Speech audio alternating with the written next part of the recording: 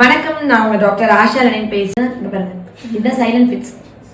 இதான் ஃபிட்ஸ் வரலங்கிறீங்க. காலை இடுறாங்க இல்லை, அதுக்கு நடுக்கம் வந்து அவனுக்கு கால் வீக்காக இருக்கனால இதாக இருக்கு. அது டெஃபிஷியன்சினால குழந்தைங்களுக்கு சத்து குறைபாடுனாலையும் வரலாம். 7 மாச குழந்தை இன்னும் குப்பத்துக்குள்ள தவழ்ல நடக்கல, இதெல்லாம் சைலண்ட் ஃபிட்ஸ்.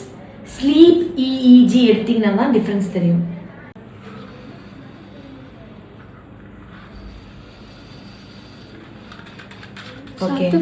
சத்து குறைபாடு இப்பதான் கண்ணு பாருங்க, இப்பதான் கான்சியஸ் வரும்.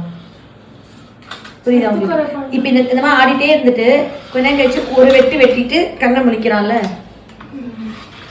உங்களுக்கு புரியலையா? ஸ்லீப் இஇஜி தூங்கும் போது, குழந்தைங்க தூங்கும் போது கையை இப்படி உதறது, அதெல்லாம் ஜர்க்ஸ். சத்து குறைபாடு, பொட்டாசியம், மெக்னீசியம், சோடியம் டெஃபிஷியன்சில கால் கிராம்ஸ் வருது. மெக்னீசியம் டெஃபிஷியன்சில கால் குறைக்கால் பூச்சி இருக்கிறது, கிராம்ஸ் வருது. இந்த மாதிரி பண்ணிட்டு வீல் அழுவாங்க. கொஞ்ச நேரம் வச்சு அழுதானா புரியுதா?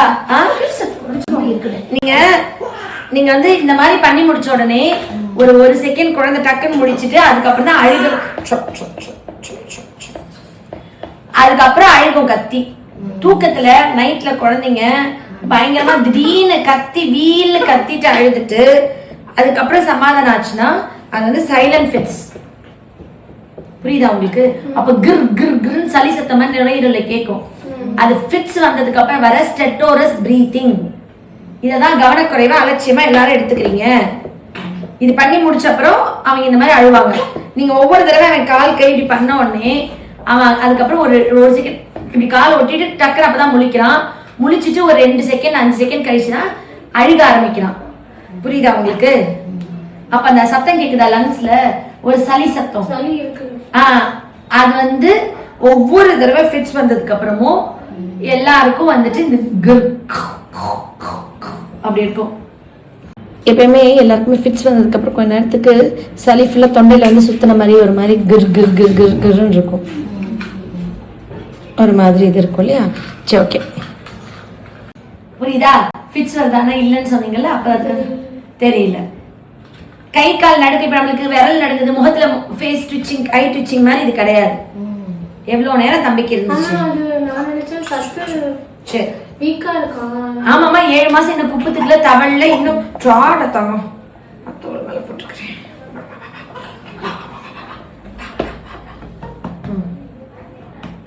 அந்த எப்பயுமே இந்த ஜர்க்ஸ் வந்ததுக்கு அப்புறம் குழந்தைங்க வந்து டபக்கடின்னு முடிச்சுட்டு ஒரு 2 மினிட், அதாவது அந்த ஃபிட்ஸ் முடிஞ்சு கொஞ்ச நேரம் கழிச்சு அவங்க முடிச்சு ஒரு 5 மினிட்ஸ் கழிச்சு அவங்க வந்து பயங்கரமா கத்தி அழுவாங்க.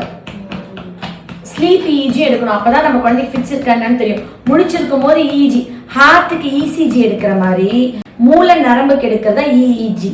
இசிஜி ஹார்ட்டுக்கு ஒயர்லாம் ஒட்டி எடுக்கிறாங்க இல்லையா, அதே மாதிரி தலையில ஒயர் ஒட்டி எடுக்கிறது இஇஜி, எலக்ட்ரோ என்செஃபலோகிராம்.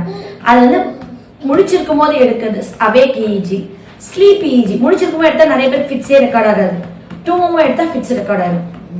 குழந்தைங்க தூக்கத்துல கை கால் சுண்டதெல்லாம் பகல்ல விழுகிற மாதிரி, தொட்டில இருந்து கீழே விழுந்த மாதிரி, குரங்குல இருந்து மனுஷன் வந்தாங்க, குரங்கு வந்து மரத்துக்கு தாவாம டக்குன்னு கீழே விழும். நம்மளோட மூதாதையர்கள் அது நம்ம ஜீன்ல இருக்கு, அதனால தூக்கத்துல நம்மளும் தூக்கி போட்ட மாதிரி இருக்கும். அப்படி கிடையாது. நானும் அப்படிதான் நினைச்சிட்டு இருந்தேன். அப்புறம் நல்லா படிச்சு ரிசர்ச் பண்ணி அந்த குழந்தைங்களை நல்லா ஆராய்ச்சி பண்ணி ஒவ்வொரு குழந்தைங்களும் ரெக்கார்ட் பண்ணி அப்புறம் வீடியோ எடுக்கும் போது தான் அவங்களுக்கு ஃபிட்ஸ்ன்னு தெரிஞ்சது. அதனாலதான் இவனோட வளர்ச்சி தடைப்படுது. இப்ப இந்த ஃபிட்ஸ் நம்ம குணம் பண்ணாதான் இவன் தவழ்வான், குப்புத்துக்குவான், நடப்பான், எல்லாமே பண்ணுவான். புரியுதா உங்களுக்கு? இதெல்லாமும் ஃபிட்ஸ் தான், சத்து குறைபாடு கிடையாது. கண்டிப்பா சரியாயிடுவான் நல்லபடியா. புரியுதுங்களா? இந்த மாதிரி நிறைய வாட்டி பண்றா. நீங்க சத்து குறைபாடையா சரி பண்ணிருக்கணும்ல, அது பண்ண விடக்கூடாது. குழந்தை இன்னும் நடக்கல, 7 மாசம் ஆச்சு, குப்பத்துக்குல. அப்ப நீங்க அந்த சத்து குறைபாடையே சரி பண்ணல பாருங்க, இப்ப அமைதி ஆயிட்டான்.